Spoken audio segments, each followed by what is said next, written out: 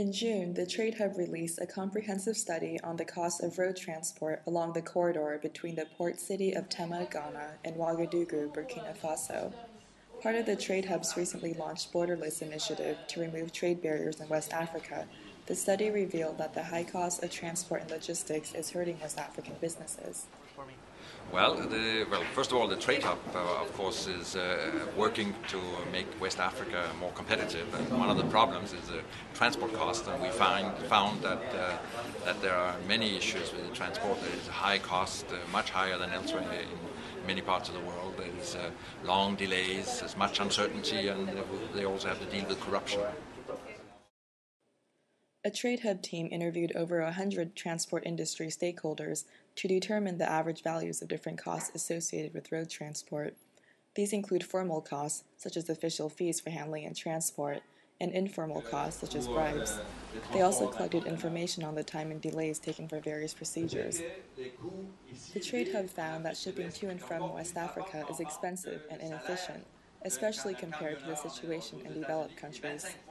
It takes 13 to 22 days and costs about $4,800 to transport a container from Tema to Ouagadougou.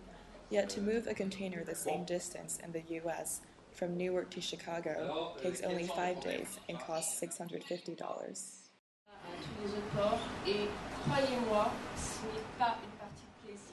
The report emphasized that public sector and private sector alike have roles to play in reducing costs and delays along the corridors.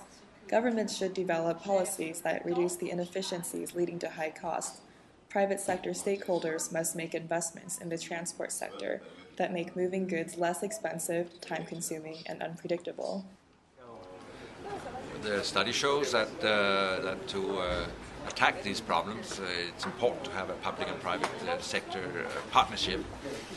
One of the most important things to address is possibly the deregulation of the trucking market, the creation of a single trucking market, a transport market within the West Africa community.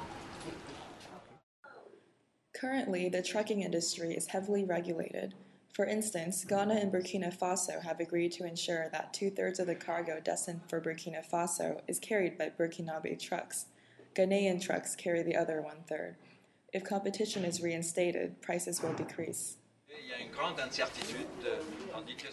The report on the Tema-Ouagadougou corridor is the first in a planned series of Trade Hub studies of costs and delays along major West African corridors, including those between Dakar and Bamako, Abidjan and Bamako, and Abidjan and Ouagadougou.